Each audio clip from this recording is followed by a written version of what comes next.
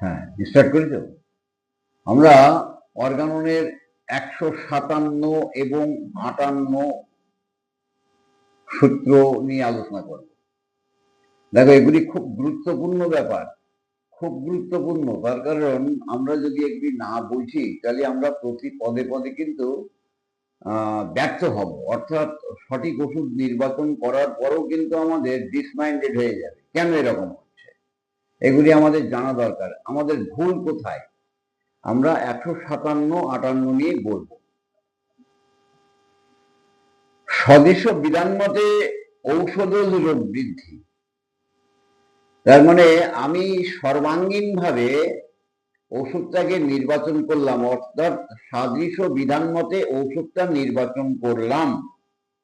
ঔষধটা নির্বাচন করার পরে ঔষধটা প্রয়োগ করলাম, প্রয়োগ করার দেখা গেল যে ঔষধ মানে আমি যে ওষুধ খাওয়ালাম তার ফলে তার রোগের বৃদ্ধি ঘটলো। কেন ঘটলো? এই বৃদ্ধিটা কাকে বলে এবং কেন বৃদ্ধি ঘটলো? তরুণ রোগে কেমন বৃদ্ধি ঘটে এবং পুরাতন রোগে কেমন বৃদ্ধি ঘটে? তাহা অল্প হইলে সাধারণত মঙ্গলকর আর না অমঙ্গলকর। এই যে সামান্য ঔষধ বৃদ্ধি, এটা মঙ্গলকর না অমঙ্গলকর? মাত্রার আধিক্য হেতু উক্ত রোগ বৃদ্ধি কি প্রকারে তারতম্য দৃষ্টি হয়। মাত্রা যদি অত্যাধিক হয়, মাত্রা যদি অত্যাধিক হয় তাহলে আমাদের রোগ বৃদ্ধি কেমন হয়, এ বিষয়ে আমাদের 157 এবং 58-তে আমরা কি কি লক্ষ্য করতে পারি সেটা নিয়ে আমরা এই চ্যাপ্টারে আলোচনা করব। তো এবার বলা হচ্ছে, আমরা আগে কয়েকটা সূত্রে বলেছি সমবিধান, অস্বাভাবিক, অদ্ভুত, বিরল লক্ষণ নিয়ে ওষুধ নির্বাচন করা। তা নির্বাচিত ওষুধ প্রয়োগ করার পরে যে বৃদ্ধি ঘটে সেটা আবার কেমন হয়, বৃদ্ধি যাতে না হয় তা করতে গেলে কি করতে হয়। বলা হচ্ছে, কিন্তু যদি ইহা নিশ্চিত যে সমলক্ষণ মতে নির্বাচিত ঔষধ উপযুক্ততা ও মাত্রার ক্ষুদ্রতা হেতু ইহার সদৃশ অচির রোগকে অক্লেশে দূরীভূত এবং ধ্বংস সাধন করে। মাত্রা যদি ক্ষুদ্র হয় আর যদি সিমিলিয়ার হয়, তাহলে তরুণ রোগের ক্ষেত্রে যদি ব্যবহার করা যায় ক্ষুদ্র মাত্রায় সিমিলিয়ারিটি করে, অর্থাৎ অ্যাকিউট ডিজিজে, তবে রোগীকে সাধারণত কষ্ট না দিয়েই তার রোগের উপশম বা উপকার শুরু হতে থাকে এবং সেই রোগকে ধ্বংস করে। ইহার অন্যান্য লক্ষণ সমূহকে প্রকাশ করে না। দেখা গেল রোগীর মধ্যে 7টা লক্ষণ আছে, ওষুধের মধ্যে হয়তো 70টা লক্ষণ আছে। তাই সেই 7টা লক্ষণই কিন্তু আরোগ্যের দিকে পৌঁছাবে। অতিরিক্ত যে 63টা সিমটমস আনুমানিক বলছি, সেই লক্ষণটা কিন্তু বৃদ্ধি হবে না বা প্রকাশ করবে না যদি ক্ষুদ্রতম মাত্রায় ওষুধটাকে প্রয়োগ করা হয় এবং সাদৃশ্য ভাবে। আচ্ছা, অর্থাৎ নতুন বিশেষ বিশৃঙ্খলা সমূহ উৎপাদন করে না। ওষুধ প্রয়োগের পরে কোনো বৃদ্ধি ঘটে না।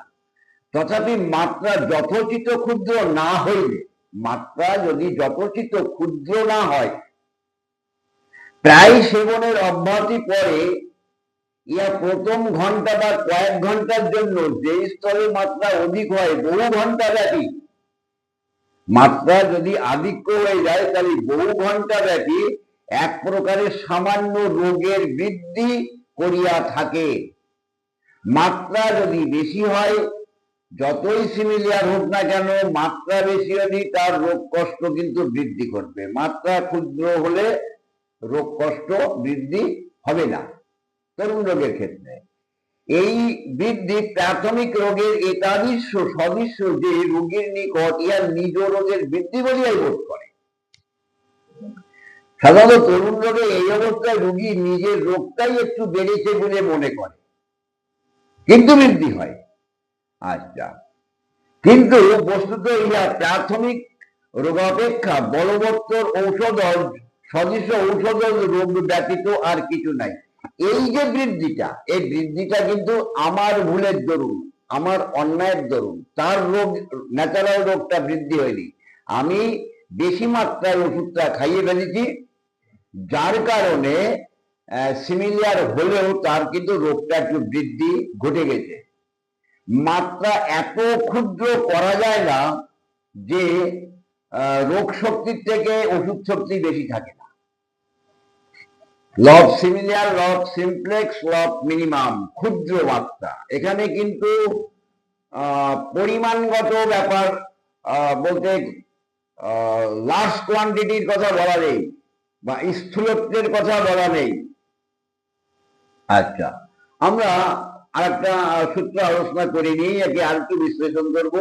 ঔষধ সেবনের প্রথম কয়েক ঘন্টা ধরিয়া সংবিধান সম্মত সামান্য রোগ বৃদ্ধি ওই অচির রোগ যে সম্ভবত প্রথম মাত্রাতেই আরোগ্য হইবে, তাহার উত্তম নিদর্শন যেমন হওয়া উচিত তেমনই ওষুধ যদি সঠিক নির্বাচন হয়, কয়েক ঘন্টার মধ্যে রোগী কিন্তু তার আরোগ্যের পথ ধরবে।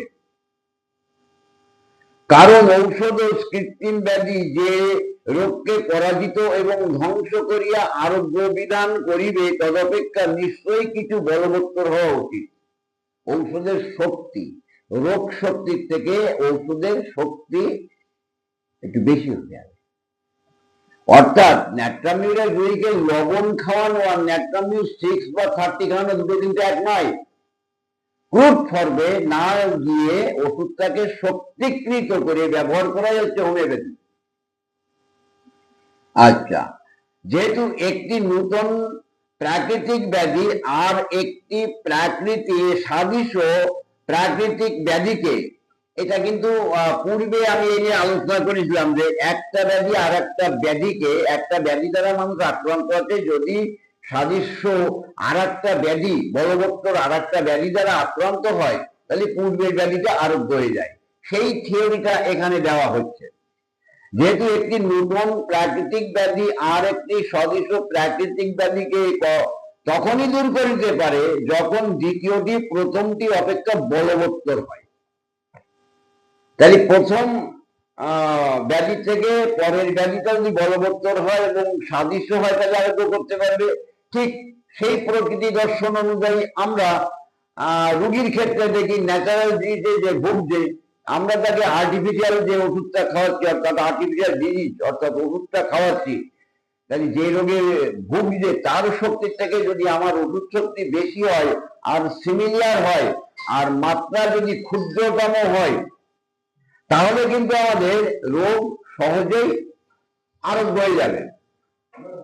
এইবার এই যে ব্যাপারটা, এই ব্যাপারটা কিন্তু আমরা খুব সুন্দর করে বোঝার চেষ্টা করব যে আমরা ওষুধ দেওয়ার ফলে অনেক ক্ষেত্রেই লক্ষ্য করি, ওষুধ দিলাম কিন্তু তার বেড়ে গেল, আজকে ওষুধ খেলো, কালকে রিপোর্ট পেলাম তরুণ রোগের ক্ষেত্রে যে রোগটা বেড়ে গেছে। আচ্ছা, আমার ভুলের জন্য হয়নি তো? আমি হয়তো যৎপরনাস্তি চেষ্টা করে সাদৃশ্য বিধানে ওষুধটা নির্বাচন করেছি এবং প্রয়োগ করেছি, তাহলে আমার ভুলের দরুন তার রোগ বৃদ্ধি ঘটেনি তো? কিন্তু এখানে একটা এই 12 অবজারভেশন যদি আমরা এখানে কাজ সামনে এনে খাড়া করে বিচার করি, তাহলে লক্ষ্য করতে পারবো তার সামান্যতম রোগ বৃদ্ধি যদি হয়, কিন্তু আভ্যন্তরীণ সে একটা স্বচ্ছন্দতা বোধ উৎপন্ন করে যে না, আমার একটু ভালো লাগছে, অর্থাৎ প্রাণ শক্তি একটু ভালো বোধ করছে। তাহলে এই যে দুটো সূত্র, এই দুটো সূত্রের মূল বৈশিষ্ট্য কি? ওষুধ সাদৃশ্য বিধানে নির্বাচন করতে হবে আর সূক্ষ্ম মাত্রায় প্রয়োগ করতে হবে, তাহলে রোগ শক্তির থেকে একটু বেশি শক্তিশালী ওষুধ প্রয়োগ করতে হবে। তাহলে মাত্রা যদি ক্ষুদ্রতম হয়, রোগের বৃদ্ধি সাধারণত হয় না, কিন্তু মাত্রা যদি বেশি হয়, তাহলে কিন্তু কয়েক ঘন্টা বা এমনকি এখানে বলা হচ্ছে দিনব্যাপীও তার বৃদ্ধিটা চলতে থাকবে।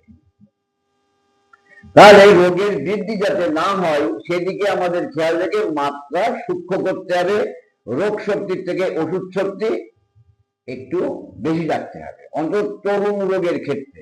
তরুণ রোগের বৃদ্ধিটা তাৎক্ষণিক বোঝা যায়। আমরা পরবর্তী সূত্র কতগুলিকে দেখবো যে পুরাতন রোগের বৃদ্ধিটা কখন হয়। ঠিক আছে, তাহলে আমরা এই যে দুটো সূত্র নিয়ে আলোচনা করলাম, রোগ বৃদ্ধি আমাদের ভুলের দরুন, আমাদের অজ্ঞতার কারণে, আমাদের মাত্রার তারতম্য অনুসারে এই রোগ বৃদ্ধিটা ঘটলো। আমরা যদি সচেতন থাকি তাহলে রোগীর মধ্যে এই স্বচ্ছন্দতা বোধ দ্রুত আসবে, রোগ বৃদ্ধি ঘটবে না। ঠিক আছে, দেখো